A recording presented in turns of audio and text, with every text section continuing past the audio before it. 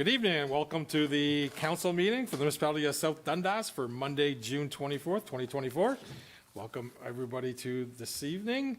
I'd like to call the meeting to order at 6 p.m. I have a motion, let it resolve that the June 24th council meeting of the municipality now be opened.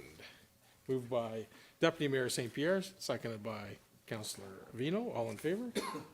Carried.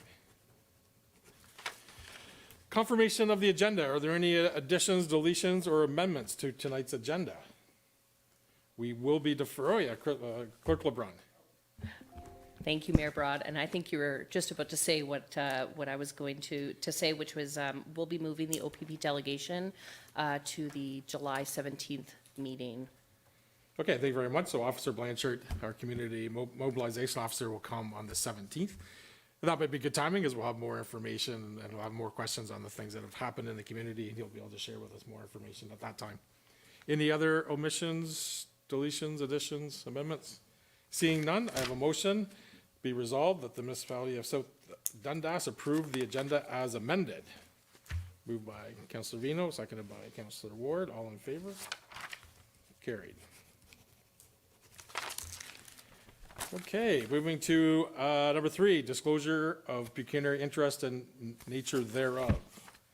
I will disclose on item 6B, CS 2024-08, the Morrisburg BIA discussion, as my wife's family are business owners within the BIA. So Deputy Mayor St. Pierre will chair that part of the discussion. Any others? Okay, seeing none, adoption of minutes. I have a motion, let it resolve that the following meetings, including closed session minutes, be adopted for the June 12th, 2024 regular meeting. Moved by Councillor Ward, seconded by Councillor Smith. All in favor? Carried. Okay, we'll get into delegations. So with us tonight from the St. Lawrence Medical Clinic, we have Dr. Rivington. That's right. We are skipping the OPP delegation. We'll move right in and come on forward. Yeah, we'll hit the button. We'll get the mic on.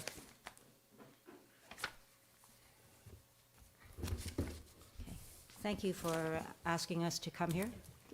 Do I need? I spoke last week at your Economic Development Committee, and I was very long-winded, I felt, so I thought I would write some things out for you so that you didn't have to listen to me for too long, and maybe we would have more questions this way. We very much appreciate the support of South Stormont, South Dundas in recruiting new doctors. It's very important.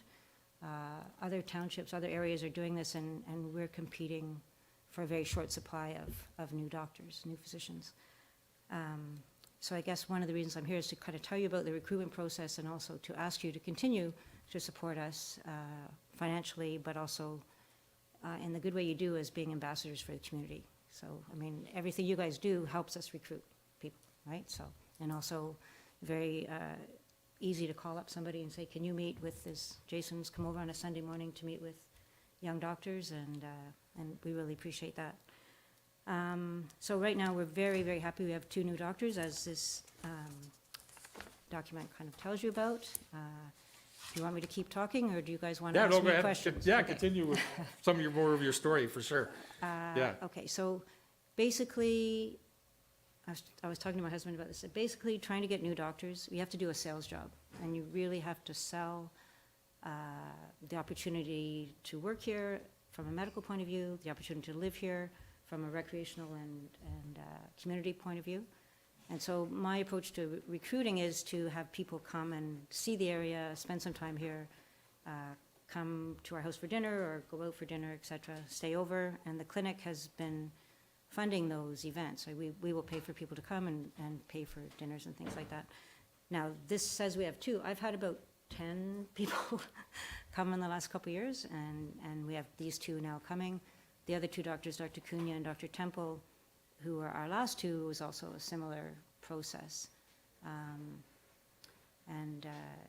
And it seems to work because we seem to get people who want to be here. If people come here and they don't want to live in a no stoplight town, then it's not a good fit, right? So some people like to commute from Ottawa to work, and that's one of the things where Winchester can attract a lot more doctors, because their families live in Ottawa, work in Ottawa, and they just commute. To me, that's not, you can do it from here, it's feasible, but it's not the kind of, in community participation and community involvement that you'll get your physicians that will want to stay for some time and try to add to the community, so, yeah. One of the big things is finances, and in the past, I explained last week that in the past, 2 doctors that we had, I mean, you guys got me for nothing. I think Dr. Rosenquist took me out for dinner, but that's about it. But that's not how it is anymore. The past 2 doctors, Dr. Temple and Dr. Cunha, South Stormont looked after Dr. Temple, and so Dundas looked after Dr. Cunha, and it was a very personalized type of approach. Dr. Cunha needed money to move here, and needed money to write exams, and needed money to support licensing and things. Dr. Temple, a different situation, needed help with immigration, because her husband is not a Canadian citizen, et cetera, so, and needed, while she was waiting for her licensing, South Stormont gave her kind of a monthly stipend. And those things, that worked very well, and we're very appreciative, and the doctors were very appreciative of it. But what I was saying last week to the committee was it might be easier from a recruitment point of view to have a set, either just a set amount that's going to be paid out over a few years, or I know who to contact right away, or to give the new doctor, here, call this person and they'll discuss what they can do to help you. And North Grenville just got 2 new doctors. I don't know if anybody saw that. And they're committed $200,000. So $100,000 for each. I think it's $20,000 over 5 years. In some ways, that's a lot, and I don't think we need to do that. I don't think we need that much at all. I think the other 2 doctors each ended up getting around 50, to be honest. And I think that it's fair enough to have a condition on that if you're given money by a township, you have a commitment to stay for 5 years or whatever it is you want to say. The clinic does try and make it easier financially for new people to come. They walk in the door, they start making money right away. They don't have to pay us anything to start. And they get a better deal than the old doctors, so that's fair enough. The big thing is getting a candidate. We get a candidate, then we can work with them, and you can work with them, but it's getting them. Dr. Barbara Cote, as I explained, she got our name from an ad that we just keep running. Some of the residents, the other people that we've had here are residents that work at Winchester, and they've expressed an interest, or we expressed an interest in them, and they came.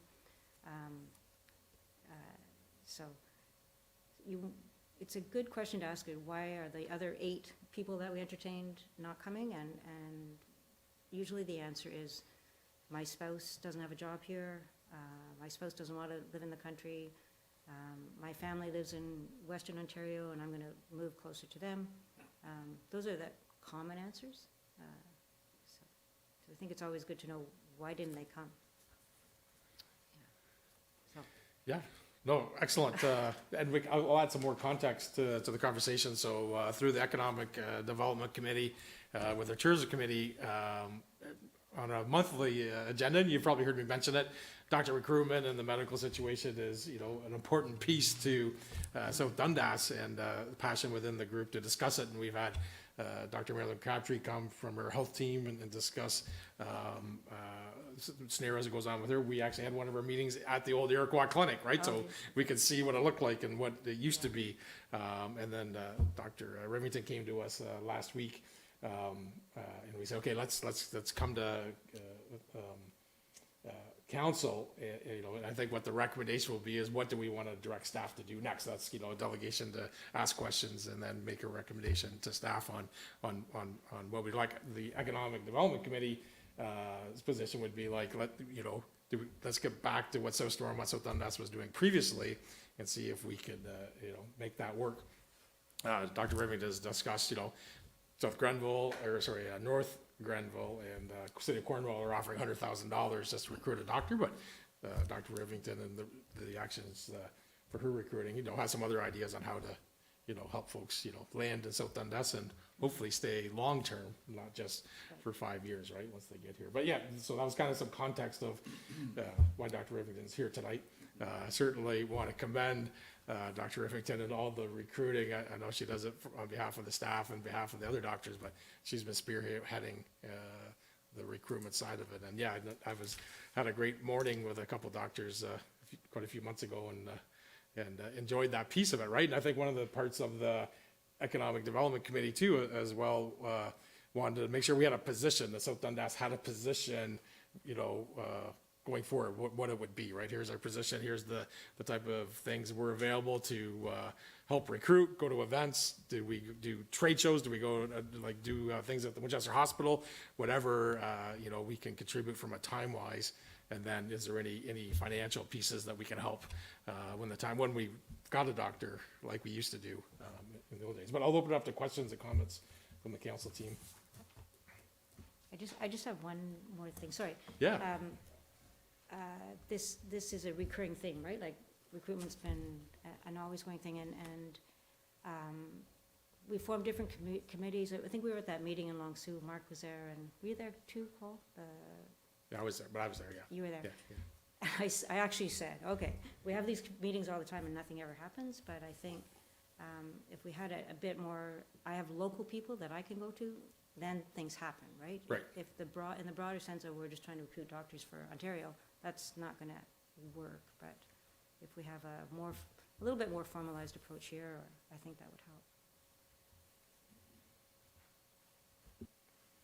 WR. Yeah, thank you, Mayor Broad, and thank you for the presentation again. And you weren't long-winded the last time. The information you provided us at our committee meeting was invaluable for sure. Some of the takeaways certainly that we got through the committee was we as a municipality should be creating a marketing strategy that coexists with the clinics, directly with the clinics. I think it's great that you become a stewardess in recruiting, but I think we also have a role in that, and we should have a role in that as well, because, Beth, or Dr. Rivington, my apologies, it's great that you're doing it today, it's great that you're doing it tomorrow, but who knows in 5 or 6 or 10 years, and who's gonna be that next person that does that role, right? So I think we should be creating some type of strategy, and I think we need to have, a municipality should have a big play in becoming the stewardess when the doctors and their spouse or partner and families come and wants to visit South Dundas, and I congratulate you, Mayor Broad, for taking that on, but again, Mayor Broad, you may not be around forever as well, so we should get a marketing plan.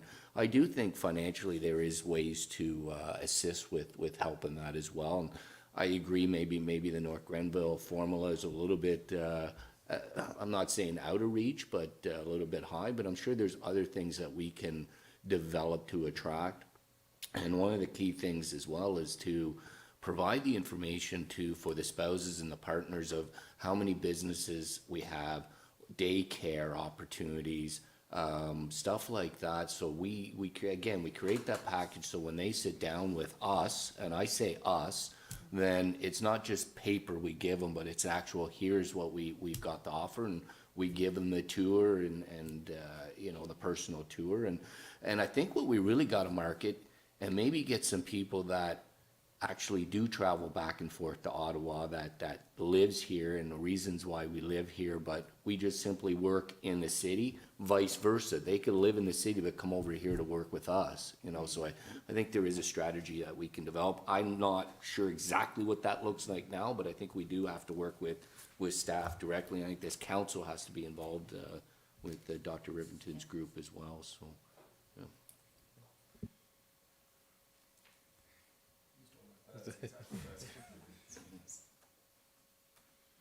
Councillor Smith. Yeah, thank you. Just a question, if you could hire many more doctors right now, how many more would you hire right now if you could? I know it's a tough question, but. Your mic.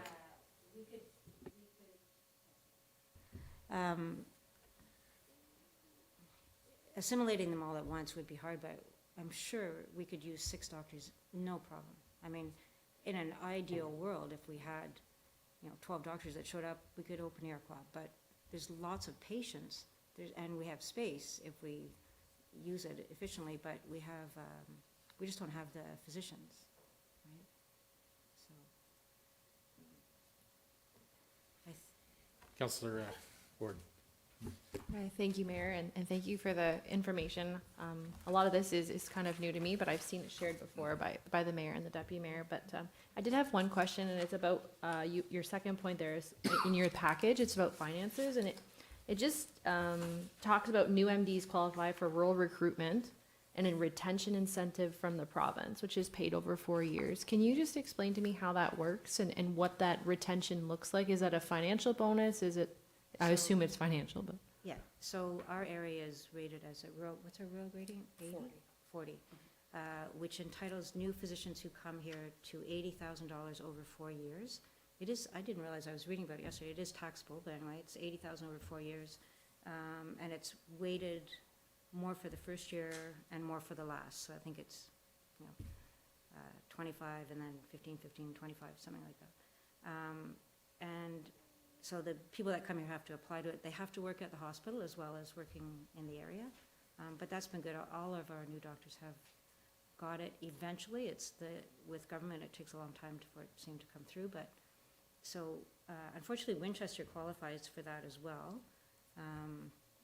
which is frustrating because they have many more doctors. But just how this system was graded a number of years ago, they need to change it. But interestingly, Morrisburg is graded as a 40, but Ingleside, South Stormont is not, because Cornwall area perceived as having so many doctors. So we have to rejig where doctors work at first to get the grant. But that's what, it's 80,000 over 4 years, basically. Very good, so that's a benefit for South Dundas, and that point, there's some extra funding available. Yeah. Cool. Any other questions? Would it be fair that we direct staff to come back with a report with these details on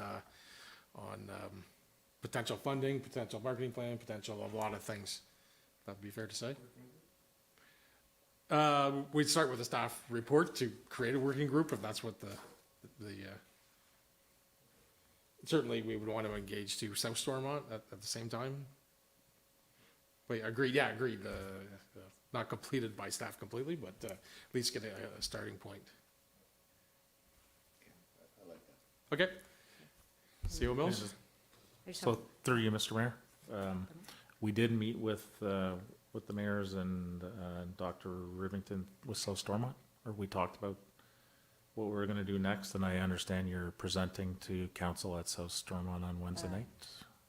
Sherry and Dr. Peters are gonna go to Okay. South, I have to be away Wednesday, All right. but they're going there on Wednesday, yes. So- And I agree, working together is great, yeah. So we've already started Yeah. the ball rolling. Yeah, exactly. So, yeah, so we had some early communications about, should we come to a delegation? How do we get the ball rolling? So we've kind of got the ball somewhat rolling, so we'll now work with South Stormont and then with staff, and we'll look back at what the previous documents were, there's some previous history of what we did before with the former doctors.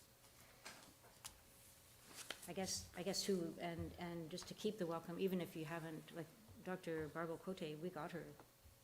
I must have really cooked a good meal, I don't know, but she came. But even just to have her introduced to people when she's here, like, we have to be welcoming. In order to keep people, we can't just get them to show up and start working. So welcoming, and there are a lot of undertones that have to happen. Like I found Dr. Gochen, she goes by Jen, found them a babysitter. Because people don't know, right? Got a babysitter, but I'm still looking for a house. Anybody have a house to rent? Let me know, please. So Very good. it's that kind of thing that you need the community. I have about 10 people looking for somewhere to rent, so help us out. Anyway, but thank you very much for Yes. having Yeah. us. Thanks, Sherry. Thanks, Doctor.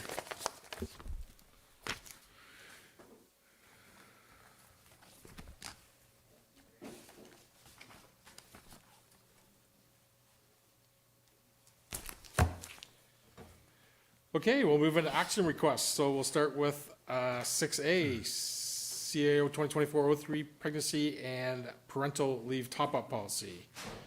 CAO Mills. Thank you very much, through you, Mr. Mayor. Before I start the report, there are a few words that I want to put out that come to mind when we were drafting the policy and then going to bring it to council. One's equity, another is wellness, and another thing is that it makes sense. And when we put that together, that's what we want to be known, I think, as a municipality. We want to be equitable, and we want to promote wellness amongst our staff. And we also want to make decisions that make sense, and this does. At our March council meeting, Council Ward brought forward the motion to research the policy and provide an estimate of what the cost would be. It supplements the income of employees on their leave, and it's not only becoming more common, it's becoming a lot more standard, both in the public and private sectors. And the goal is to support employees to ease the financial burden, but there's also a wellness piece when you can be assisted and help with the little ones at home. Because it's supplemental, we had to bring in terms of funding, we had to bring it to council, so you have it before you. When you look at the second page of the report, we've listed the upper tier, the lower tiers, the City of Ottawa, North Grenville, and South Nation Conservation, and what the length of time is, and what the percentage that's provided for employees who are on leave.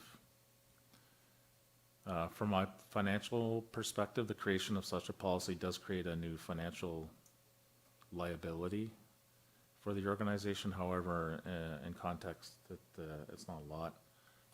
Oftentimes, when an employee in a small organization, depending on the role they play, may not be replaced right away, they may come back early.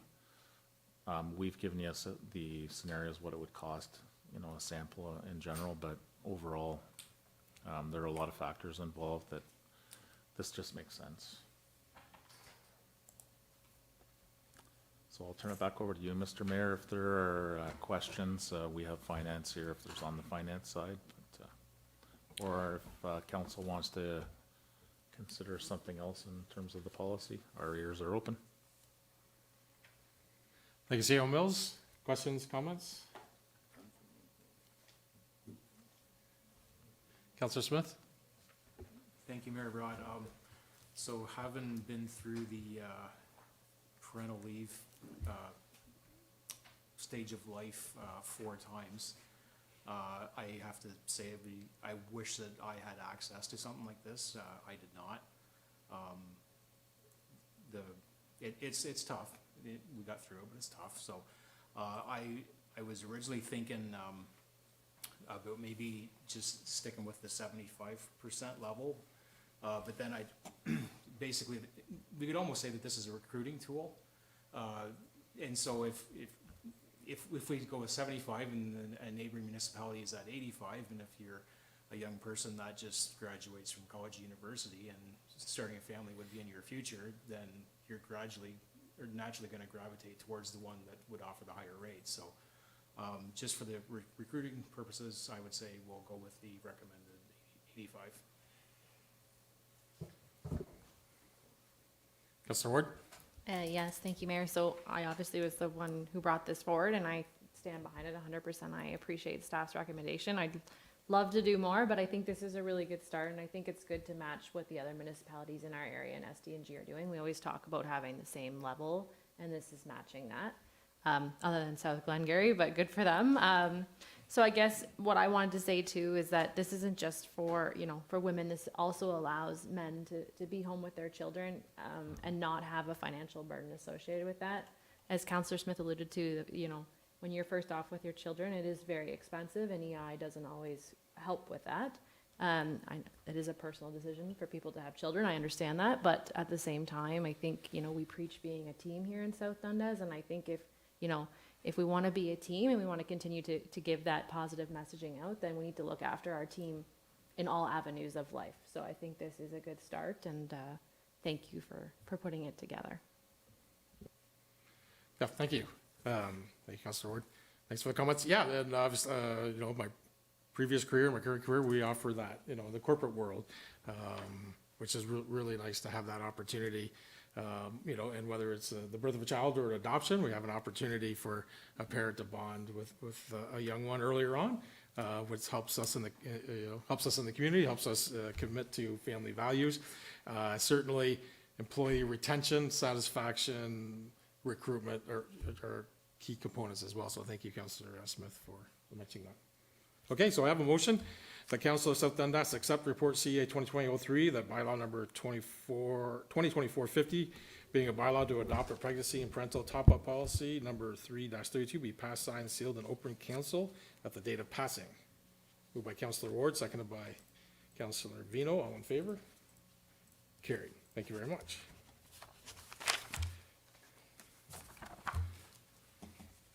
We'll now move to 6B, and I'll turn over to Deputy Mayor St. Pierre.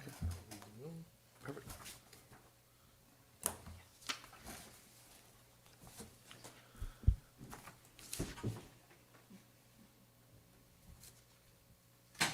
Excellent.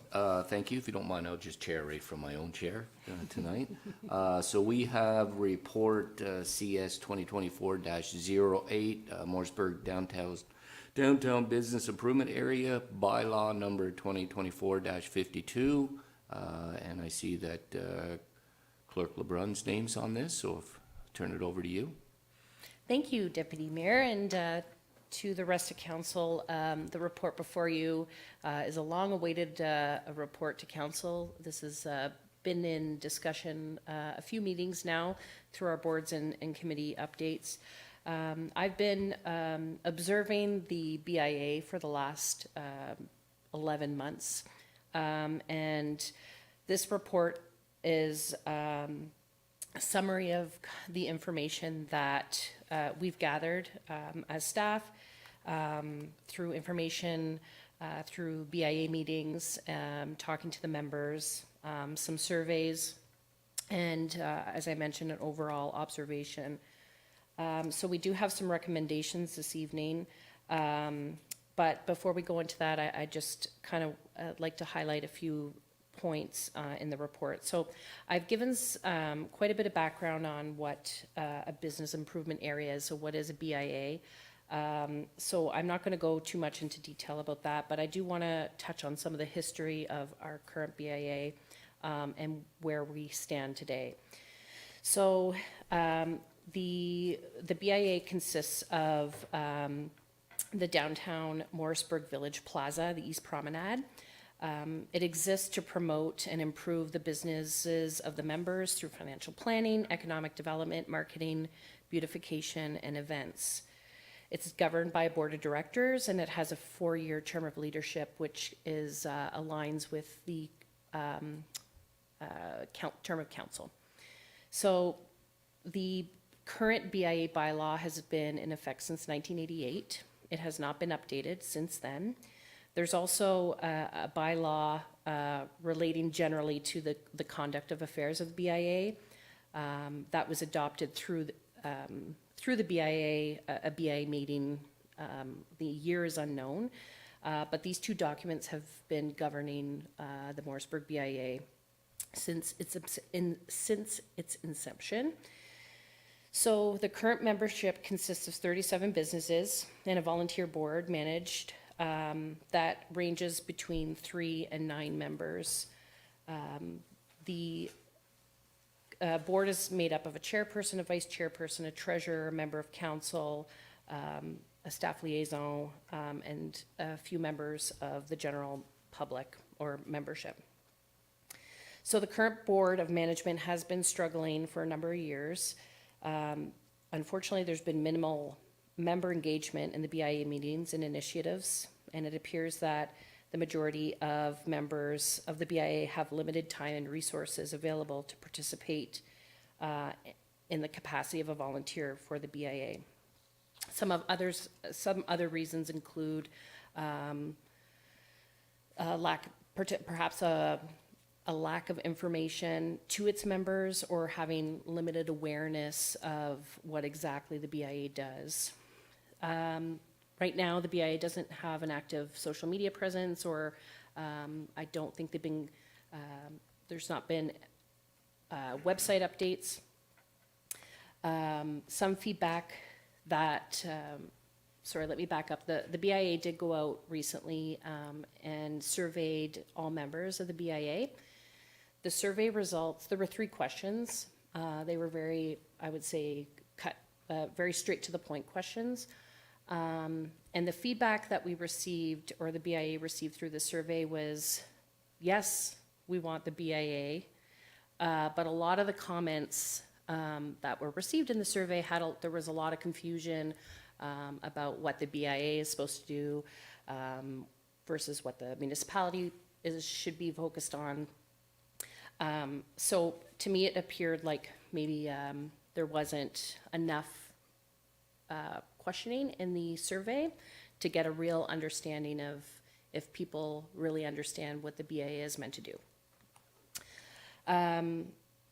The current board that has been showing up to on a monthly basis or bi-monthly sometimes, they're really the ones who have devoted most of their time for the beautification of the BIA. So planting flowers, organizing, watering, making sure the plaza is looking presentable and welcoming to tourists and community members. But I think what the strain is right now is that all the focus is, the responsibility is being held by a few members who are participating in the BIA.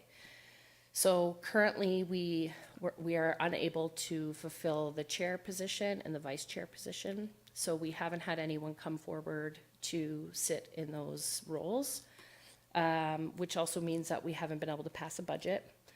And no big decisions can really be made without a chair and a vice chair. And this isn't, and I think I've said this before, it's no one's fault in the room who shows up to the meetings. They're there for good purposes. And I think the intention behind the business owners isn't that they don't want to see something succeed. There's no real direction right now. So it seems like it's difficult to move forward.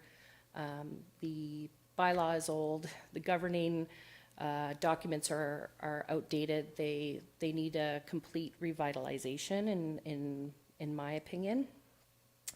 And then there's a struggle with a BIA coordinator.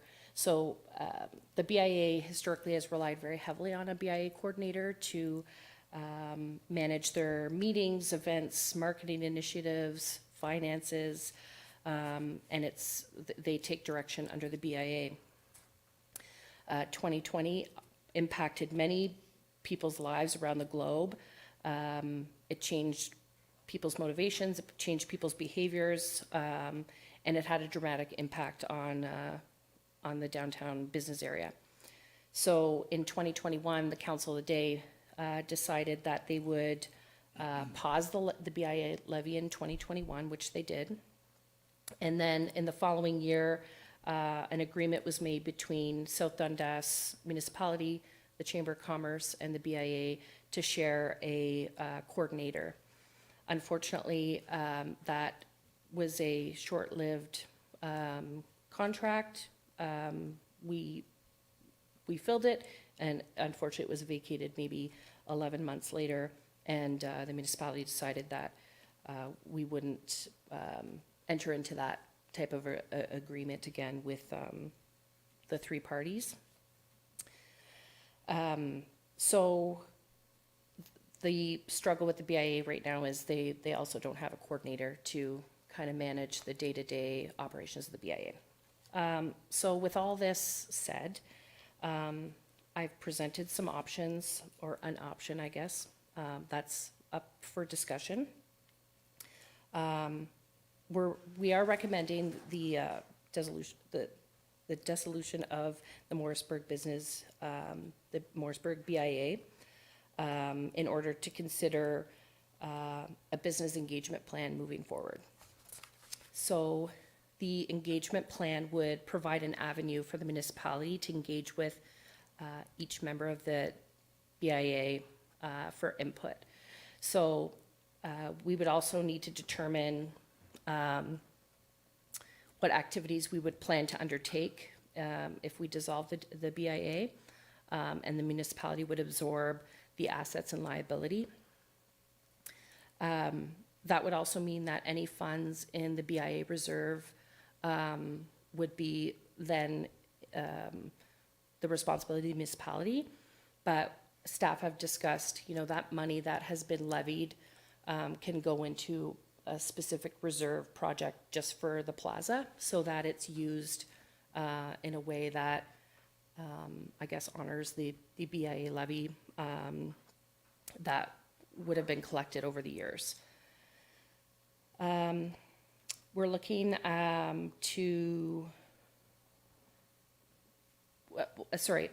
this municipality currently provides daily services to the plaza, and will assume the beautification responsibilities.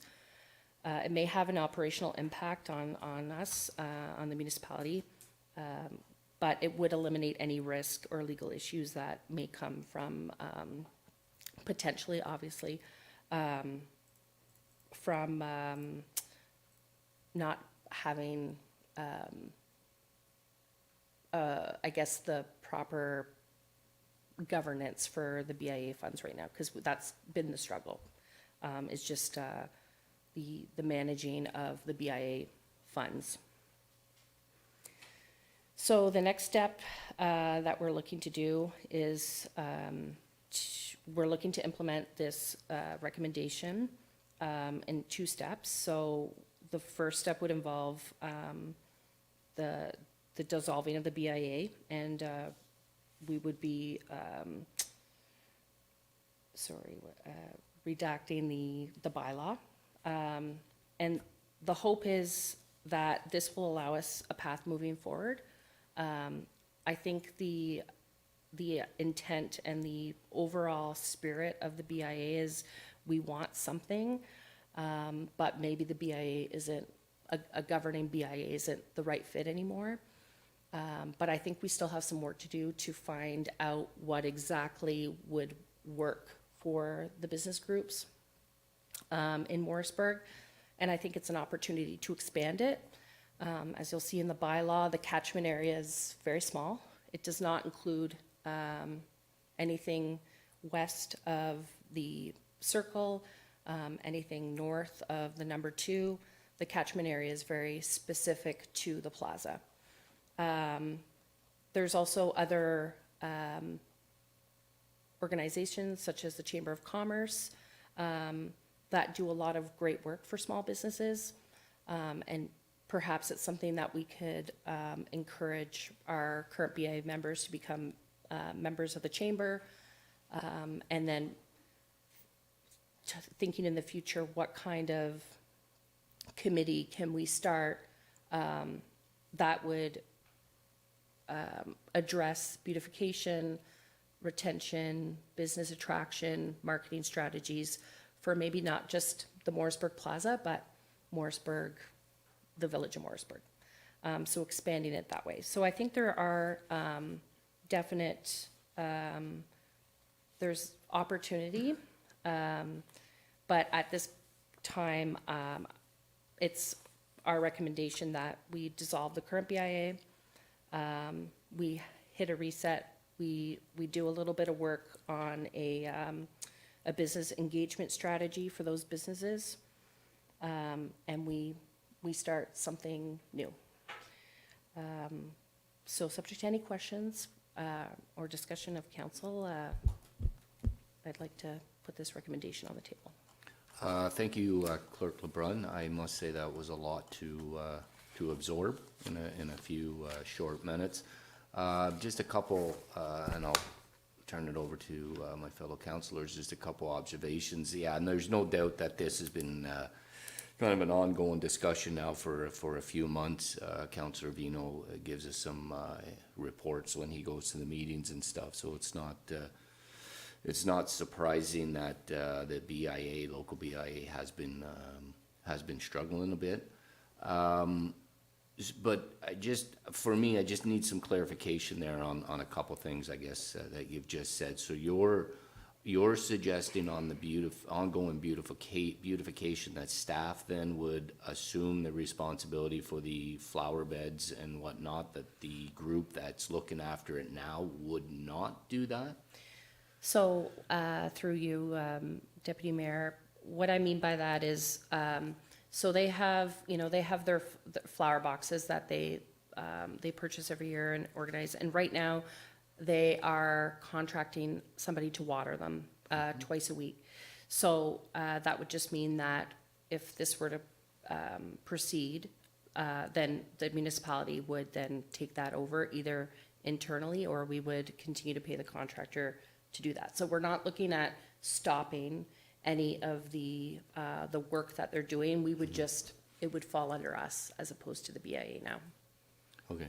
And you said a statement about if we do dissolve the BIA, then you're thinking, or your approach may be that we develop some other type of retention advertising strategy for business in Morrisburg?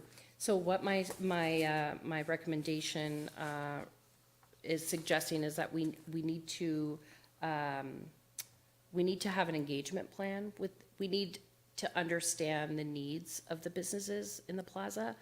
I think there's been a really good attempt by the BIA to try to understand what the needs are, but it's very focused on beautification, where there's some businesses who need the support digitally. They want to attract people to come to the plaza, but we need to understand what that's going to look like. So, and that's why I'm suggesting a two-phased approach, where we dissolve the BIA and then start an engagement strategy with the members of the business community, perhaps not just the plaza.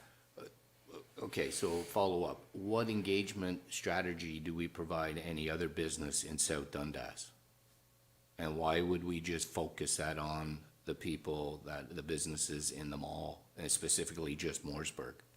I think we could open it up to the entire community. I don't think I think that's where we're stuck right now, is that it's very plaza focused. I think we need to broaden that. So, I don't know if that answers your question, but. Well, it kind of does, and I see Councillor Vino wants to weigh in. My opinion is,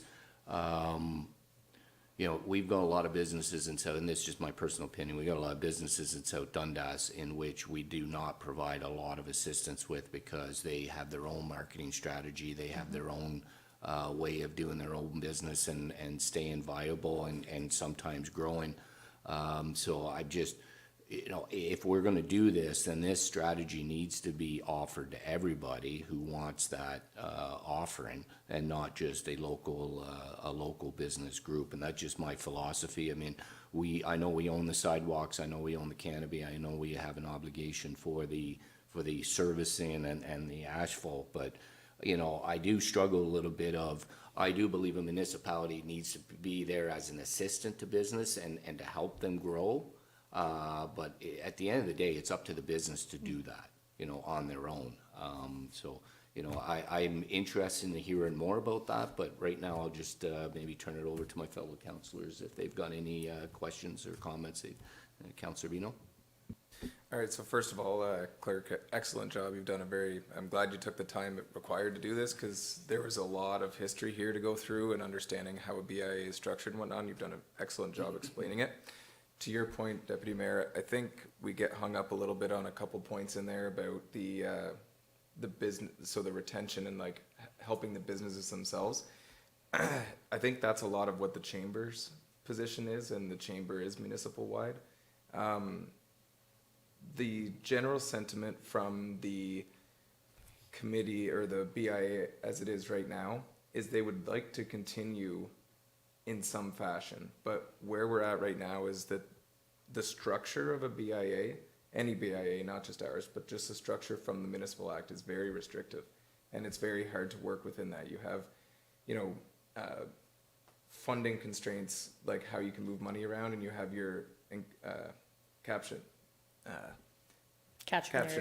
area is very limiting. What they've kind of bounced around or foresee is more of the idea of what the Iroquois business group is doing, where you can open yourself up to everybody in this case Morrisburg, and benefit all of Morrisburg together in more of a way that Iroquois is doing, because Iroquois doesn't have the limitations that being an actual BIA has. So in the two-phased approach, I appreciate that, because that's what we've talked about in the committee multiple times. Is the first thing is to get rid of the restrictions that come along with being a formal BIA, and then meet with staff and the members that are left that came from the old BIA, essentially, to come together and figure out, okay, what are we going to call ourselves going forward? What is our mandate going to be? And I say our, I'm just speaking for, because I sit on that in those meetings.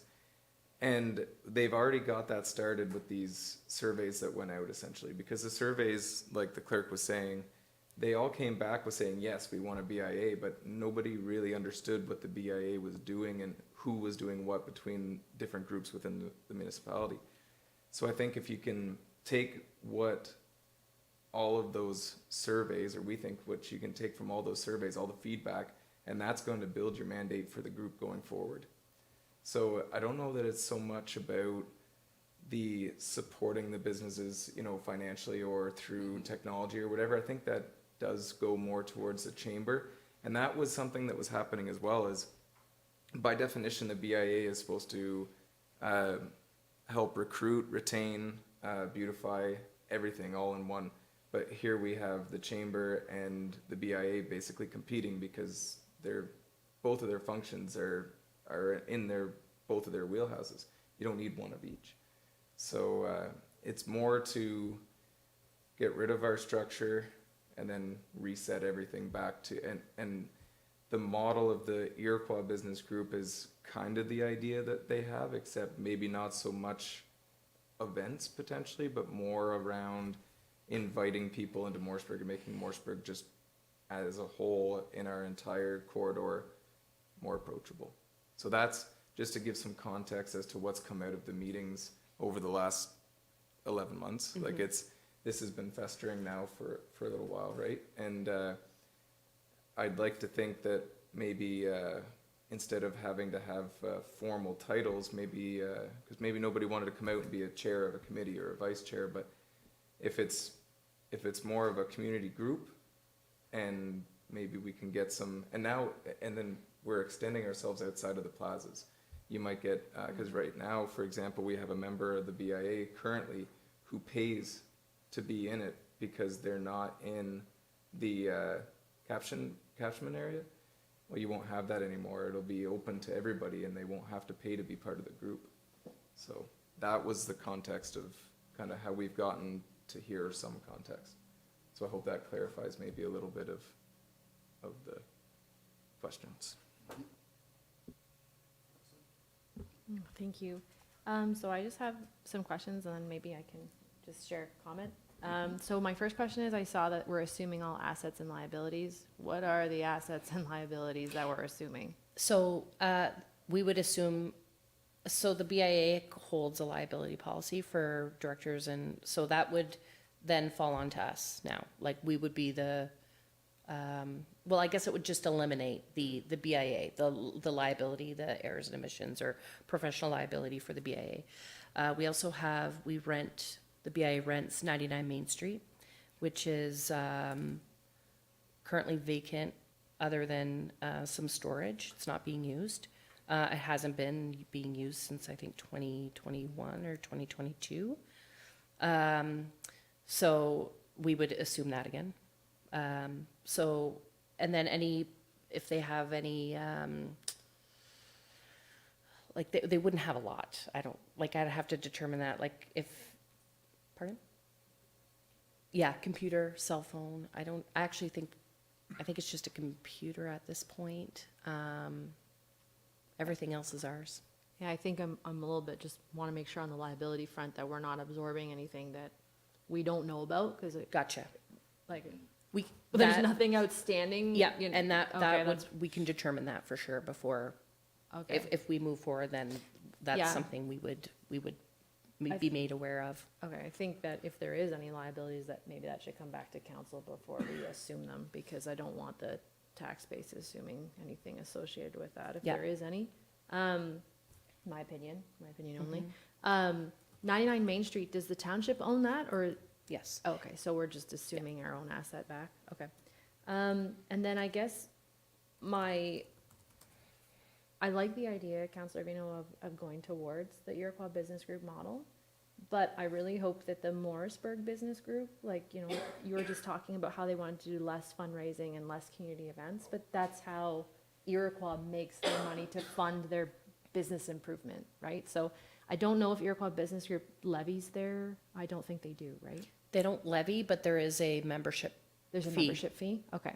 So I think, you know, just my point, because you're on that committee, that maybe that is something to bring forward, is that's how they make money for a lot of their improvements. So it might not be a bad thing to turn away from. And I do think the community would come out to support them. They have in the past for the other events they've had, so.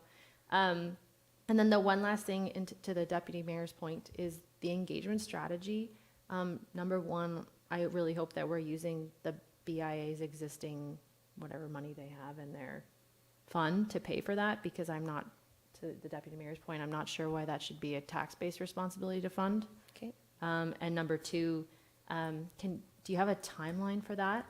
I just think we get a lot of feedback on improvements to the, you know, I know it's limited to the plaza, but, you know, beautification falls in there. So if we could have like a rough timeline, like you think, is it a 6 month? Is it a 4 month? Is it a year? I would safely say 2025. I 2025, don't okay. think it's something that is feasible for this year. Okay. I think we can plan for it. And that's if that's the direction we want to go in. You know, if it's the will of council for us to just understand the need of the business community as a whole, and not just the plaza, then I think, you know, that could be something that we bring to budget with a plan, some potential costs, and really what is gonna be the end result? What are we gonna get from that? Okay, and then one final point.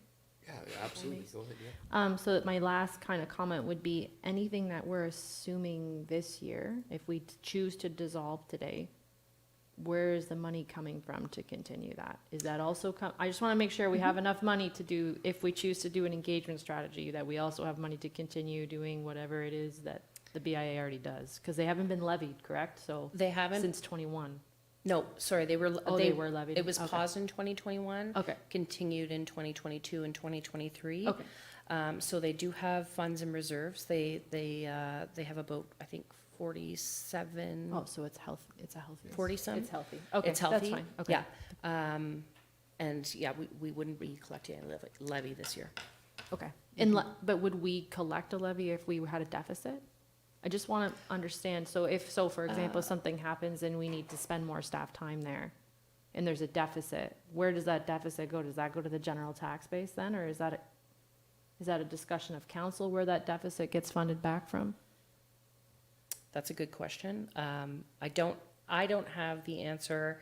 We'd have to look into that Okay. to find out, yeah. I think I would like to know that from my perspective down the road, if possible, even just an email would suffice, I think. For and that's sure. the rest of council.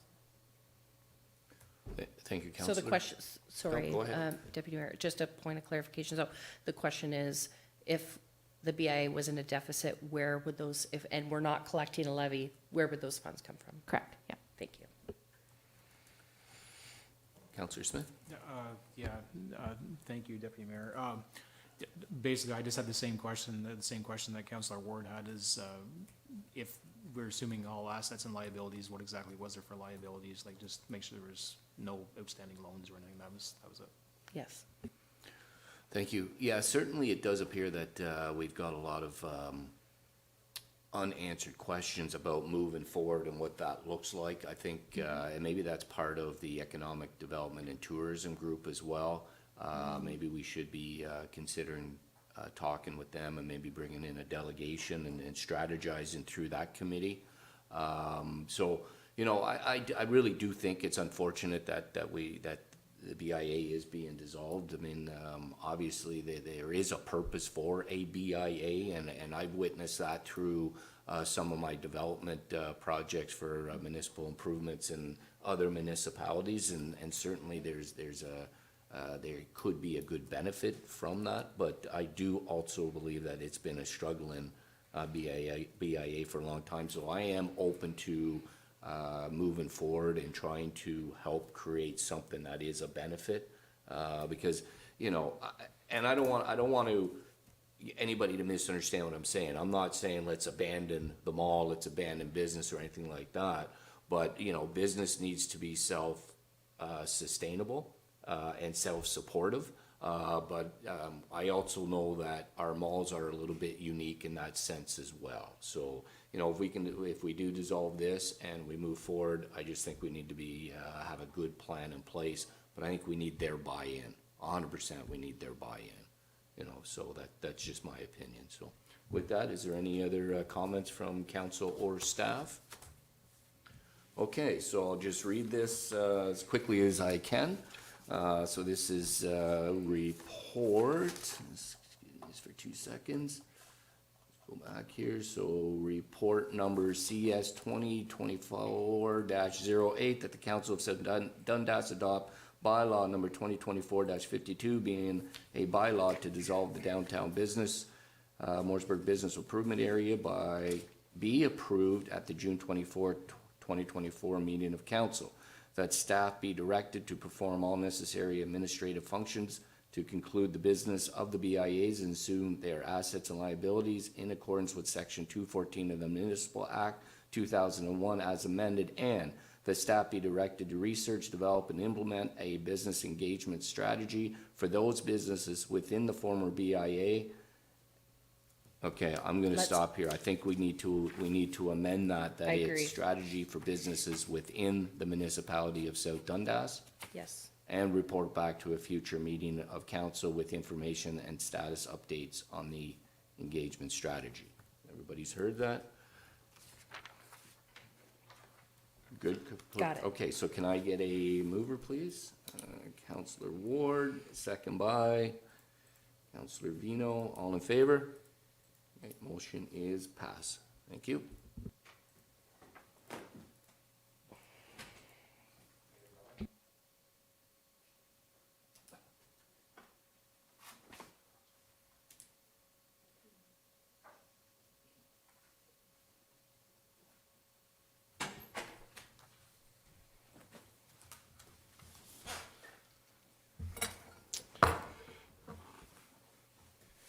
Okay, moving to action item number 6C, 2024-09, consideration of the grant request from Matilda Memorial Recreation Committee. Clerk LeBrun. Thank you, Mayor Broad, and through you. So this report comes after a reconsideration motion that was presented at the last council meeting. So the information is in the report. I've given two options for the recommendation. I've left the amount open for council to discuss and debate tonight for the Matilda Memorial Recreation Committee request. So they submitted a grant request in December last year. Council approved their in-kind request, but did not approve the financial request. But that was with some information, I guess some misinformation that was provided to council and later corrected. So the report gives you a little bit of information on what the MMRC are requesting of council, and happy to take any questions or comments from council. But there's two options for you tonight.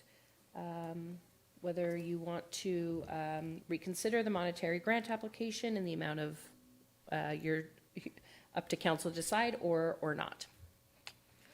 Clerk LeBrun, questions, comments? Councillor Ward? Yes, thank you, Mayor. So I'm the one who keeps bringing this back up. So we've had this discussion a few times, I think, around the council table. So I think my recommendation, if, you know, and something I'm putting forward for council is that we did give 2,000 to the Williamsburg Harvest Fest community committee, as well as 2,000 to Iroquois and 2,000 to Morrisburg.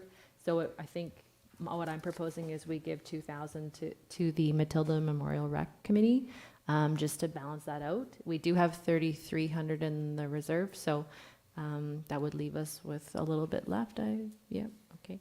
And so yeah, that's kind of where I was leaning, but of course, willing to hear anybody else's. And I think they're asking for considerably more than that, but I think it's a good start. Yeah, no, and I think, your comments at the motion, notice of motion night was, you know, make sure we, wanted to fund a couple of the events that were specifically for, the children's, events versus maybe the pig roast that they make money or they sell tickets on or whatever. Yep. So, Councillor Ward's put forward that we, fund $2,000 to the Matilda Recreation Committee. Any objections to that? No, I'm fine with that. Fine with that? I think that's fair. Councillor Smith? I was just quickly going through it, and I was just trying to, which ones were children's events? Yeah, of I course. was just trying to add it up quick here. Yeah, I think the Family Fun Day and the Easter egg hunt probably were the two. Then the Winter Carnival is very much a family-orientated Right. event. The pig roast is the only, and like they have the tree lighting as well. The pig roast is the only one where they actually sell tickets, but to be fair, that the tickets fund the meal, so. But the children's events are like the tree lighting, they have Mr. and Mrs. Claus visit and all those, so.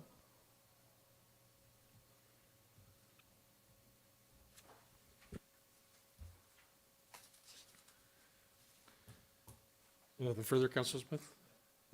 And how much was left in the grants and donations? 3,300. 3,300.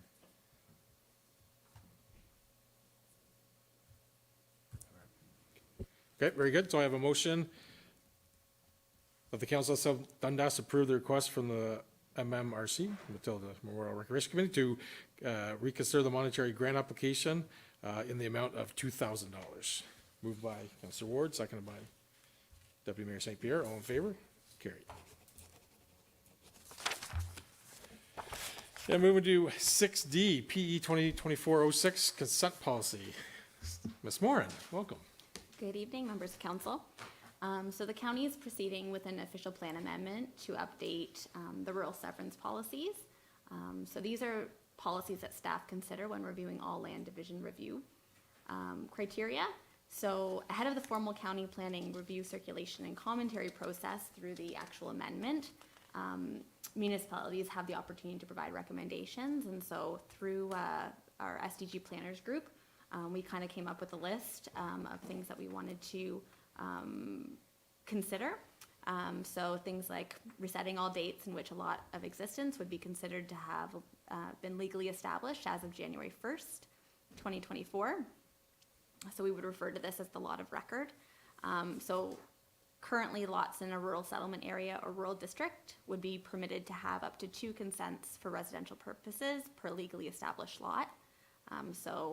Other additional studies and requirements may be triggered depending on the existing site conditions. So things like a hydrogeological study, terrain analysis, drill records, those sorts of things.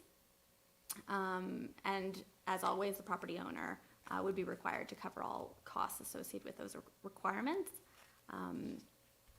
And in some cases, one additional consent for residential purposes may be granted but subjected to additional criteria to be considered and may trigger additional studies and requirements. And then also surplus residential dwellings, which is something that we've talked about often, that up to 1 consent may be granted for a residence surplus to an agricultural operation per farm consolidation and must have been in existence for at least 10 years from the time in which the dwelling received occupancy from the local municipality. So that policy would just sort of refine and hopefully people wouldn't be flipping houses, which is what we've seen in some instances. So the consent date that South Dundas uses right now is August 18th, 2006, and that points to the date that the first county official plan was approved. And so some municipalities at that time elected to control lot creation and are using much older dates like 1980. So staff recommend pushing that consent date to January 1st, 2024, sort of as like a reset. So essentially we would take a snapshot of the parcel mapping as of January 1st, 2024, and then moving forward, all eligible properties in the rural district or rural settlement area may be eligible to sever 2 lots. So that would result in 3 properties total, a severed, and a retained, subject to all other provisions in the land division review criteria, which includes minimum lot size, county transportation policies, servicing, that sort of thing. Thank you, Ms. Moran. Yeah, just paraphrase a couple things so I'm clear. So it really affects our rural municipal roads where we'd have opportunities for some more development versus on a county road because still have to follow the county rules of plan development. And then in the report, and obviously with following North Dundas, and we often talk about what other communities are doing. Now North Dundas has chosen to keep their date. Maybe just highlight us why they've chosen to keep their older date. Right, so most of, aside from the settlement areas in North Dundas, most of the properties are in the prime agricultural area, which are subject to that surplus residential dwelling severance provision. But they have a very tiny portion sort of in the north west side that is a rural district, and they've seen a lot of severances over the last few years. They are getting a lot of pressure coming from North Grenville, from Ottawa, to see severances, but they want to make sure that they're focusing that creation of new residential property to the settlement areas. So that's where they're sort of coming from in their recommendation. Right. And we have a lot more rural Yes. area this time. Okay. Other questions, comments? Councillor Smith? Thank you. Through you, Mayor Broad. So just a question. So if somebody owns a piece of land, they were previously allowed to sever off 1 lot, and now you're able to sever off 2 lots. Is that correct? So no. So the date, August 18th, 2006, that was the date that was previously approved and in the official plan for South Dundas. So if we took a snapshot of the parcel fabric across South Dundas on August 18th, 2006, every property deemed a lot of record could have up to 2 severances, provided that they met all the other criteria. So just the rural, for the most part, just the rural district. So they could have 2 severances, and now this is 18 years later, we're looking at sort of resetting that date. Okay. So establishing January 1st, 2024 as the date sort of moving forward. All the rural district could have an additional 2 severances. Councillor Ward? Hi, so thank you, Mayor. So I don't have an opposition to resetting the date. I think, we talk about having growth in the right places, and I think that just limiting it to 2 at this point is probably the right way to go, and it gives families the opportunity, if they want to keep property in the family name or whatever, to do so, or sell, or whatever they choose to do. One thing I did note that you're looking for feedback on is the environmental kind of component about the hydro-geo study. So I think in my perspective, depending on how large the lot's going to be, I hope that will stay in the official plan, because I think that's extremely important to, make sure that there's enough land and groundwater to support new housing, because if not, lots will start coming up for sale that really aren't buildable or obviously can't service a family. So that's important to me, and hopefully that can be added or kept in the official plan. Yeah. Who are you? Ms. Moran? So the intention isn't to remove it at all from the official plan. Some municipalities are going down the direction of including it for all severance applications. So that would be having a hydrogeological study and a terrain analysis for every single severance. We don't feel like we're at that point. We still have the 1 acre, for the most part, is still our minimum, and people, for the most part, are able to meet that. It's when you get, geographically speaking, and you've got other features on the property that we have to sort of maneuver around. When they get less than 0.7 acres, usually that's when we need to start, really looking at groundwater and the soil capacity. Very good. Okay, I have a motion that Council of Municipality South Dundas supports resetting the severance date in the county official plan to January 1st, 2024, and that up to 2 severances per lot of record be permitted. Moved by Councilor Vino, seconded by Councilor Ward. All in favor? Carried. Thank you very much, Ms. Moore. All right, bylaws. Under 7A, bylaw number 2024-49, Seaway Golf Lease Agreement of the Iroquois Golf Club, CO Mills. Right, thank you very much through you, Mr. Mayor. The report before you is Seaway Golf Limited lease agreement. It's the Iroquois Golf Club with the lease agreement with the municipality. Just as an introduction, having not been here too long, I often get asked what our assets and our liabilities are. And when I mentioned that one of the big assets we have is 150 plus acres, a golf course in Iroquois, and people are often surprised that we own the golf club. But they often comment then on how great it is, how happy they are playing there, and the seaways right there, everything, it's great. When you talk about the liability side though, the history is that in 2011, the municipality entered into an agreement with Seaway Golf Limited to take over the golf club and to run it, and it's been a successful partnership for the last 13 plus years. In November of 2023, after reviewing the lease and having a conversation with the managing director, Chris Brigham of the Seaway Golf Limited, we discussed the potential to update the lease agreement. And we've been, as you can see, it's November of 2023 in negotiations and discussions for a number of months. The extension of the lease would be for 20 years. Both legal counsels on our side and Seaway Golf Limited have had a chance to review it. We're looking forward to continued success over the next number of years with the golf club and the property. And what you see before you is the recommendation to extend the lease. Thank you, CEO Mills. I think one thing for sure on our behalf, it's a commitment to preserving recreational opportunities and community spaces. You know, ensuring that the Iroquois waterfront continues on the current format. We have certainly been pleased with having Seaway Golf as a partner to manage that, and I know they're moving forward to do plans to keep it in a great venue for events and leisure activities in golf. Certainly happy for that, but certainly choice of council on that. Questions or comments? Read the release. All right. Well, thanks everybody that worked on the file. I know it's taken us a few months to get to there, but Thank you. Hopefully everyone can enjoy some more rounds of golf ahead. So I do have a motion, a bylaw to authorize, execute a new lease agreement with Seaway Golf Limited, that bylaw 2011-28, and any previous agreements between the Town of South Dundas Seaway Golf be repealed in its entirety. Moved by Councillor Ward, seconded by Deputy Mayor St. Pierre. All in favor? Carried. And 7B, bylaw number 2024-51, asset management policy update. And I'm going to go to Treasurer Stewart. Thank you, through you, Mayor Broad. This bylaw is to approve the updated asset management policy. It's required a review of the policy minimum every 5 years.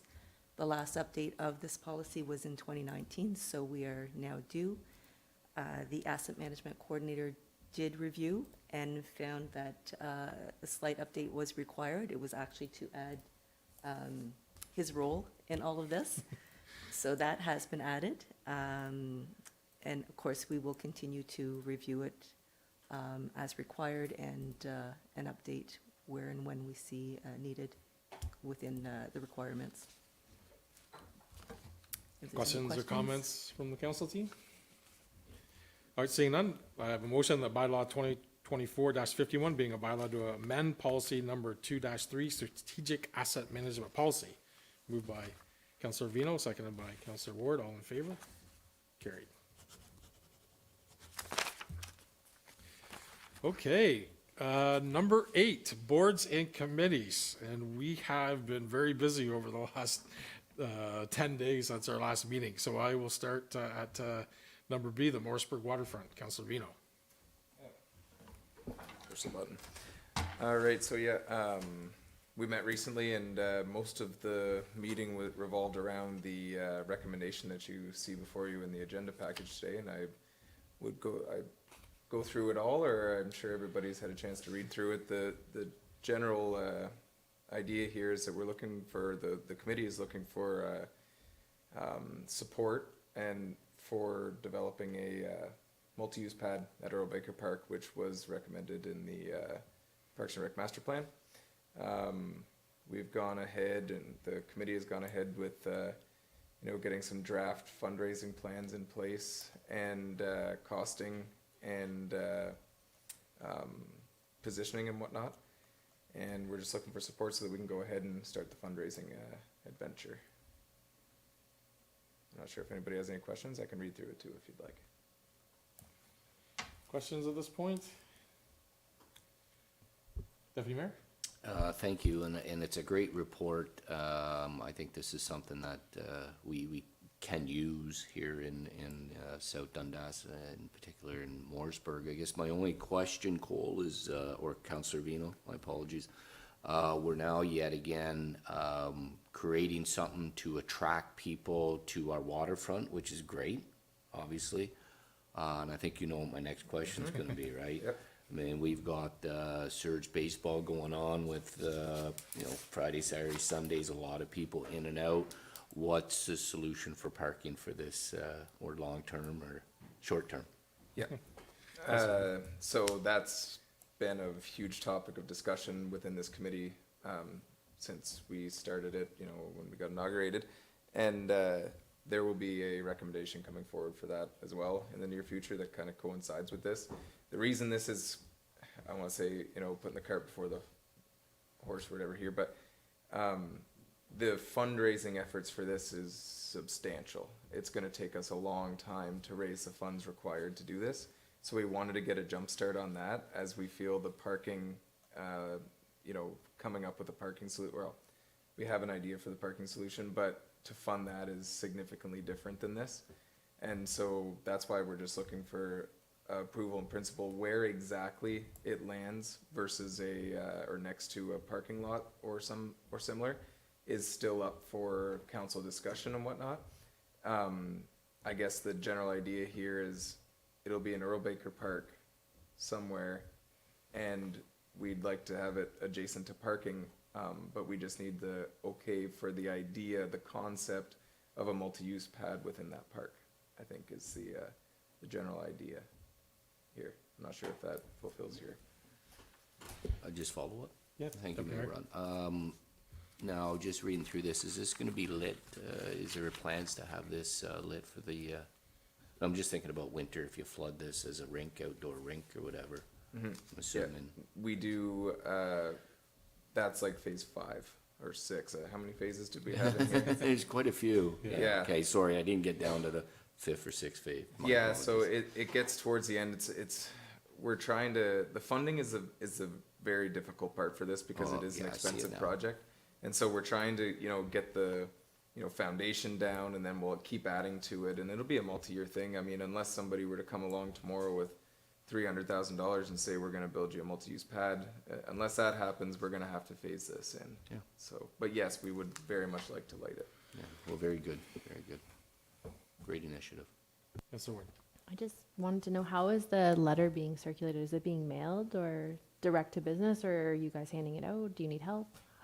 Just Help? looking, Yes. looking for. Absolutely. Direction. It's gonna be many, many different ways. We are planning on going door to door to a lot of the businesses, and then we will be mailing it out across to the more residential, kind of smaller areas, along with lots of social media.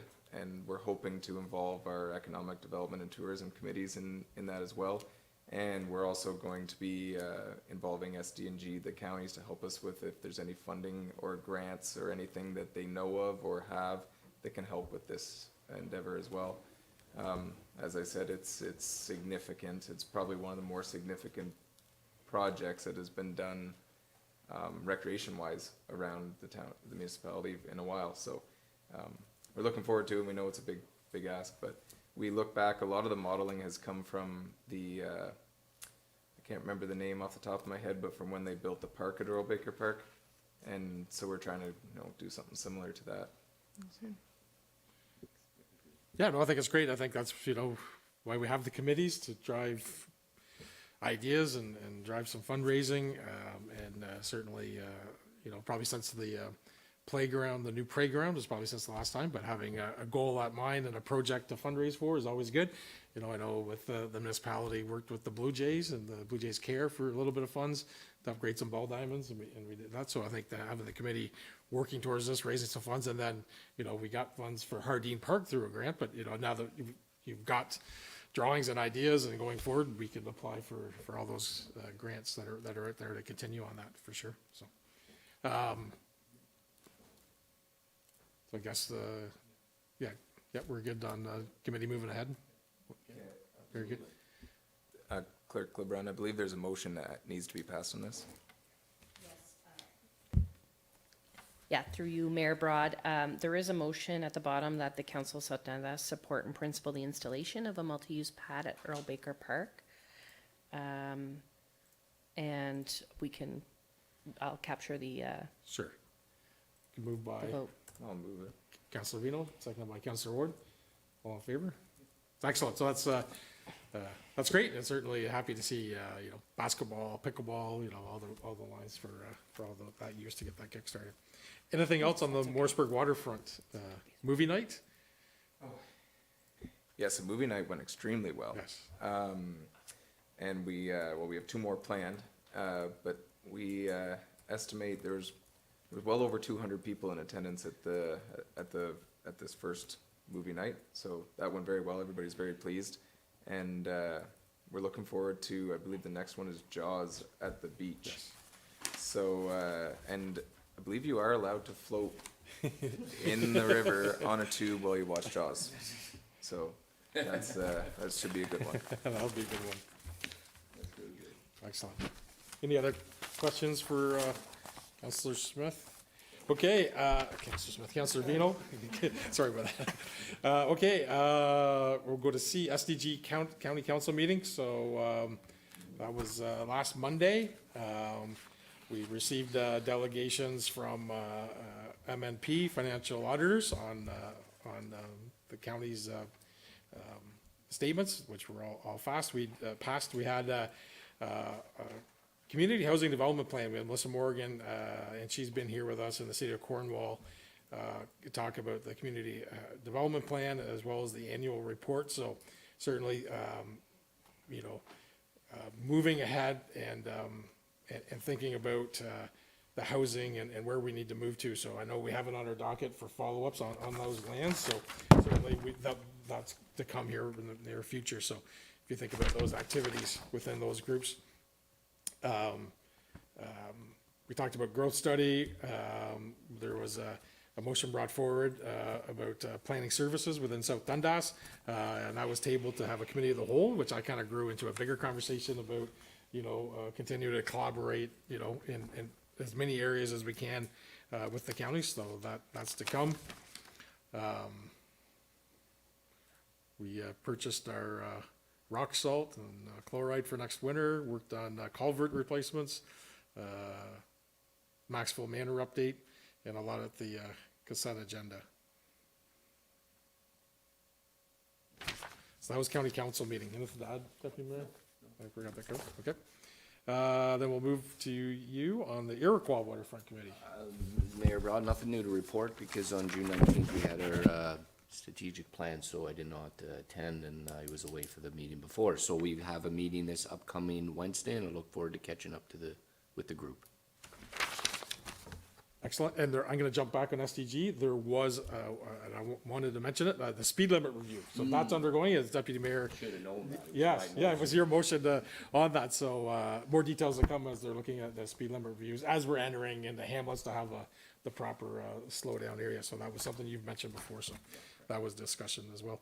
Okay, Councillor Smith, South Nation Conservation Authority. Please share with us any new news. All right, thank you, Mayor Broad. South Nation news this past week from their meeting. Septic permits were up, so usually septic permits is a intention of how construction is going, and their permits are up, so we're assuming that construction generally overall is up. I mentioned a month ago that they had received funding for a drone. The drone has been ordered. They use their drone for basically monitoring floodwaters, so that might come in handy this week if they have it in time. So they basically have like sticks out in the water with graduations on them, and so lots of times they'll end up sending somebody out to visually check them, and so now they're just gonna use their drone to do it just for employee safety. There was some movement on the DuPont Provincial Park. South Nation has going to be in contact with the MECP regarding like a possible, like, you know, partnership and trying to move that forward, so that has started. That was with our Lions Club, right? Correct. Yeah, Yeah, good, the collaboration effort there, yes, that is, they've reached out to them, and we'll see if we can set up something like set up a terms of reference or figure out how this is gonna work. In a little bit of an update on Two Creeks Conservation Area, so there's a new 1 kilometer trail loop that is, if it's not open yet, it's gonna be open soon in the southeast corner, that is safe for everybody to walk through. Once that is opened, they are going to be performing trail maintenance on the remaining part of it, so that hopefully they'll have some more of the original trail system open for this winter. There's a lot of dead ash trees that they want to get removed just for safety for the public, so that's there's some movement up there at Two Creeks, so that's good. So the big hot button issue at a South Nation this week is the new wetland mapping. Mayor Brad, I think you've had some phone calls, so have I, this week. So they came out with, it was about a week and a half ago, 2 weeks ago, with a new updated wetland mapping, and there's a lot of new wetlands that have been apparently created in South Dundas, and it's been met with a lot of opposition from area landowners that their mapping is not correct, and whenever I first viewed the maps, I had the same concerns as well, because there was what I thought a lot of areas that weren't correct as well. So I've been in conversation with SNC a lot this past week, and basically everybody just needs to breathe. It's okay. They realize that what they're doing is based simply off of satellite imagery, several layers of mapping, LiDAR imagery. It's very little boots on the ground. So anything that is there that you do not think is correct, they will come and verify that yes, they were right, or no, they were wrong, and it will be amended to what is proper. So there's no timeline for having them come visit. There's been some dates that have been posted. I think there's one in July. I saw some stuff going around on social media that we needed to have this all figured out by mid-July or something. It doesn't. You can ask at any time to have it classified, have somebody come out for a visit. I do not think that this is going to be like the end of clearing forest to turn into farmland. That's not the intention of it. It's just simply just trying to update wetlands. Now, there is a difference between provincial wetlands. Correct. And maybe. Correct. So South Nation was, so the rules changed April 1st. So April 1st, SNC was given basically their mandate was rewritten by the provincial government. So they now have power that they can actually issue, stop work orders and stuff like this. And so everybody's assuming that now that they've classified all these new wetlands, that all of a sudden now they can come in and control everything. That's not what the whole mapping thing is about. That's not it at all. I don't think it's ever going to get to a point where SNC controls everything, so everybody, I think, is worrying for nothing on that one. There is a meeting coming up this week in Finch at SNC's office, Thursday, Thursday from 3 until 8 PM. Anybody has any concerns, they should go, and they can meet one-on-one with the people there, and they can set up site visits and everything, and just kind of instead of getting secondhand information, they can get facts directly from them. So, at first I was concerned whenever I first saw this come out, and I'm confident that it's gonna work out okay. We're gonna be all right. So, Very good. Thank you for an update. Certainly, balancing economical growth and environmental protection is tricky, right? Because we probably want both, right? So we want to identify the right wetlands for the right areas because they are important to that. But certainly, with the newest mapping, I encourage all the residents to go to the public meeting or reach out to the Conservation Authority. I know actively on their social media that people ask questions and people are answering. But I encourage them to get more information this week. The public meetings are just happening for each of the Conservation Authorities. So Thursday in Finch, as Councillor Smith, I think that's a really key one if you have interest to go and learn. I think, like Councillor Smith said, they don't have the best information available, but I think the maps have already changed since last week, right? So things are moving forward. So certainly an important task. We don't want to stifle any economic growth, right? One of our pillars was about growth. We want to continue that, and we'll make sure we'll look at the maps. What's interesting, Councillor Smith and I had a brief conversation before the meeting. It's like there's a whole bunch of areas that were wetlands before that aren't wetlands now. It's a difficult part of the village, right? So we haven't seen the flip side to the map of what they've taken away as wetlands as well. So I think more to come on that. Councillor Ward? Oh, yes, I was just gonna maybe mention to Councillor Smith through you, Mayor Broad, is that perhaps, I think a lot of the feedback I've been getting is that people just didn't know that the mapping changed. And then they hear about it afterwards, and then they look and their land is part of that. It really, in my perspective, it would have been better if South Nation would have reached out in some form to the landowners that suddenly had wetlands that didn't have wetlands before.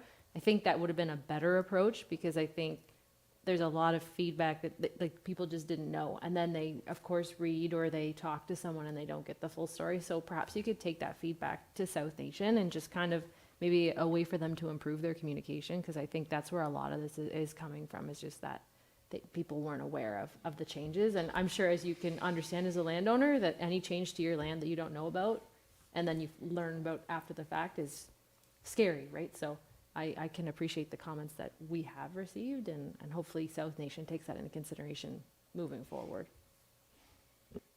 Deputy Mayor? Yeah, thank you, Mayor Broad. So you guys keep saying wetlands, and you're saying it like a broad brush here, but are you talking significant wetlands or non-significant wetlands, or both? Because if it's significant wetlands, provincial significant wetlands, I understand that an actual biologist needs to go out and actually do boots on the ground survey. So is it both, Councillor, or is it just the one, or? So, the way I understand it, if my information is correct, so if you notice on the charts, there's two shades of green. There's the dark green and the light green. So the dark green is the PSW, and then the light green is the local significant wetlands. So the local significant wetlands are the PSWs largely have not changed. Okay. They're more or less set. So it's the LSWs, the ones that seem to be shifting around. Okay. And those are the ones that that can be, with site visits, be altered. Okay, thank you. Yeah, and I think on their map, they're clear that the areas that are already provincial regulated have those rules, and they're saying that the other new ones may have that. So I think that's where the concern lies on the two. Any other comments, questions at this point? Yeah, no, and I'm sure, I know, one thing to add, Councillor Ward's comment about feedback conservation authority, absolutely. I think, we're all on that note. And it's 3 conservation areas in our area are all going through the same thing. So this is 3 conservation areas that did it the same way. And I do know, we're speaking with other mayors in SDNG, they haven't heard a whole lot about it, and some have, so it's not balanced throughout the municipalities on the input from them. Okay, we'll move to 8F, Rideau St. Lawrence Board of Management. We had a meeting last week, so we have been working on updating the shareholders agreement that was from the original setup of Rideau St. Lawrence Distribution. So the board has reviewed, we've sent it to all the municipalities. Haven't come to a consensus on some changes, so we won't be coming to council anytime soon. So the board will continue to work through the feedback on that. Rideau St. Lawrence is replacing their operations manager. We've had a long-time member, and we've hired an internal candidate, so he will begin training to become the operations manager. We did approve, Jamie from MNP were there, and we did approve the financial statements. We're signing them this week, so once they're signed, then we'll be able to announce the details of our dividends based on last year's earnings.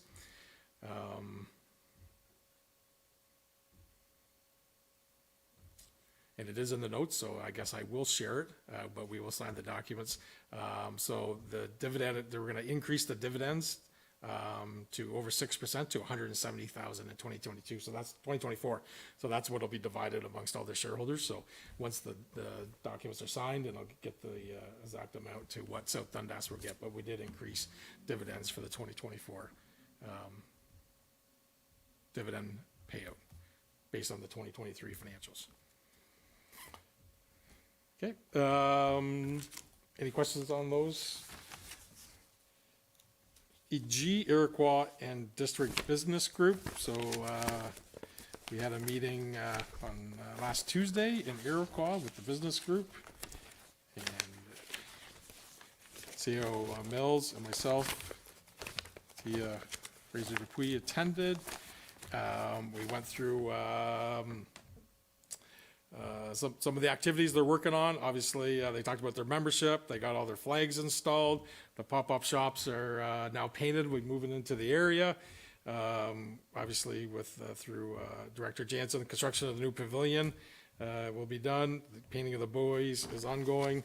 They had a great surf and turf fundraiser. They had a golf night last Friday night, which they executed, so another fundraiser. And then this week is the Canadian Wreath Contest, and judging is on Wednesday. And they also had a successful movie night. So lots of things happening with their Iroquois Business Group. And at the NCO Mills, I think that was it. No specific follow-ups from us. Dundas Archives meeting. We had an archives meeting this afternoon. I have a lot of meetings and a lot of notes, so apologies. So I worked with the Dundas Archives, so looking to have a United Empire Loyalist signed built on the property. Talked about the shelving, and we've done some purging within the archives to free up some more space. And we looked at our emergency and response plan, so that's something that may come Fire Chief's way, just to include in the overall, just what we might have to do with preserving of the archive. So more to come on that, Fire Chief. Otherwise, that was it at the archives meeting. I do know, and it's not officially on the agenda, but anything to update from the youth advisory group, Councillor Ward? No, Mayor, the next meeting is next week. so Next week, we'll have right, an next update week after. meeting? Yep. And I do know there's a deadline for CIP, Deputy Mayor, coming up in July 17th? Sounds 17th. Yeah, 17th, yeah. July 12th, yeah, CIP deadline, July 12th. So I was just kind of, I think we had every almost committee, Councillor Smith, Cemetery Board, since you received a Yeah, so whenever I came in today, I had a letter that was on the mayor's desk with my name on it, and, which I thought was kind of weird. So it's the first piece of mail I've received in the 18 or so months that we've been here. And it was the meeting minutes from the Williamsburg Community Cemetery Board meeting that I went to on May the 7th. So I was invited to go there by the chair, Robert Whitaker, and it was May the 7th. And so he found out basically that I was the cemetery rep from council, and so he invited me, and and since that day, I've had a few other inquiries from other members of the public about other cemetery issues. I guess word traveled fast, and so I've been around to a few different cemeteries. I got invited to the decoration day at the Anglican cemetery in Iroquois. I was unable to attend though, but I did go and walk around their cemetery and looked at some of the issues that they had, and it seems that perhaps there's political will, I guess, with the people that maybe we'll try and get an official cemetery committee restarted again at some point in time soon. Yeah, very good. So I don't know, we do maintain a few properties today, so we want to make sure we encourage the groups out there to continue to fundraise and look after the cemetery. So thanks for the update, and probably more to come. Any other boards or committees that I might have missed? All right, seeing none. Consent agenda, just 3 this week. Resolution of City of Hamilton, no paid plasma zone. B, resolution from the town of Blue Mountains, ride sharing services. And C, Morrisburg Arena dressing room request. So I have a motion that all the items under the consent agenda be adopted as presented. Councillor Smith, seconded by Councillor Ward. All in favor? Carried. Thank you very much. Discussion items. Friends of the Chrysler Farm Battlefield. Clerk LeBrun. Thank you, Mayor Broad. I'm presenting on behalf of Director Jansen, who unfortunately couldn't be here tonight. He's at Habitat for Humanity Board meeting. So the discussion before you, if you remember, Friends of Chrysler Farm gave a delegation earlier this year, or perhaps it was last year, and they've reached out asking for a donation of students for their reenactment day. I believe it's Saturday and Sunday, the 6th and 7th of July. So this is for council to kind of guide us on what you prefer. We are limited, I would say. Well, the report indicates that we're a little bit limited on resources when it comes to students. However, it's up to council to decide what you'd like us to do. But they are looking for 2 students for 2 days for that weekend. And we have about 10 students for the summer. Very good. Yeah, obviously, seeing the requests, I've been to some of their board meetings, and certainly I'd like to help out. Like, it's an event in South Dundas. I'd like to be able to help out best we can, but I also recognize there's a lot of work also that we take on throughout the municipality. So I'm not sure how council feels about trying to maybe move a couple shifts around for students to be part of that event, or not. Councilor Ward? I just have a question. Can we legally do that? If that's the only question I had, because it's not on South Dundas, like, we don't own the property, and it's not our event. Can we loan out staff like that? Does that work? Can we do that? If it's not part of their job description? I'm just asking, like, the legal. Yeah. Through you, Mayor Broad. That's something I would have to clarify with our legal team, I think. Sure. To see if we can do that. I just want to, in case they get hurt, it's like something happens to them, I just I want to think that's a good point. just understand that. But if we have the resources, like, and they are maybe able to shift their work around and they want to, I think they'd have to be willing, I would assume, because it's outside their, I'm sure, their responsibilities that were defined, so I wouldn't have an issue with it, but I'll let the rest of the council discuss. Over here. Yeah, through you, Mayor Broad, to be quite frank, I don't think this is a council decision on whether staff gets shifted around, or this is administration decision. I'm, be quite frank with you, I don't think this is a council decision. I'm in support if we can do it to help them out, but I really think it needs to be a administrative decision. Clerk LeBrun. And I can't speak for Director Jansen, but I believe the reason why it's coming to you tonight is because it was requested as a donation. Yeah, so, I completely understand what you're saying. Deputy Through you, Mayor Broad, that doesn't sound good. Yeah, because we're donating our staff. Understand what you're saying, but it's kind of a funny request. Again, I think it just should go back to administration. That's why we've got administration, and I'm more comfortable about letting them sort out if we've got capable bodies to be able to assist with a great event. There's no doubt about it's a great event, but I just don't think this is a decision that I should be making for staff. Very good. Okay. Anything else under discussion? All right, seeing none, I have a notice of motion. Any notices of motion? Seeing none tonight, I have a bylaw 2024, being a bylaw to adopt, confirm, and ratify matters dealt with resolution be read and passed in open council, signed and sealed. Moved by Councillor Smith, seconded by Councillor Ward. All in favor? Carried. And motion that council now adjourned to call it the chair. Councillor Vino, Councillor Ward, all in favor? Carried. So just as we bring our meeting to a close for June the 24th, 2024, had a lot of events, all those meetings, including the Morris Glen shovel turning. We've had the opening of the Morrisburg Family Chiropractic, opening a Champion Sports Bar.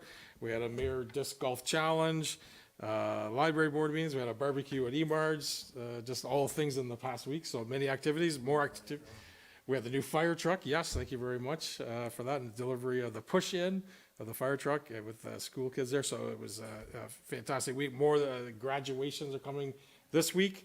So as the end of summer comes, you know, or the end of summer, the end of school comes, as summer begins, as the end of school, encourage all our youth to have a good summer and enjoy all of the amenities in South Dundas and SD&G. There's lots of activities that you can do with your family and friends.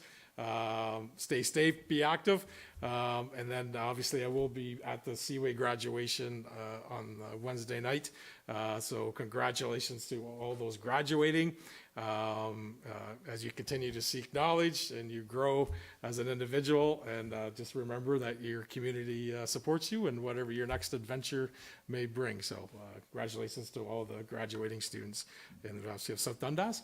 And we'll have a couple months break from yellow buses, and we'll be back talking school safety soon enough. So until our next meeting in July, I bid everybody a good night in South Dundas.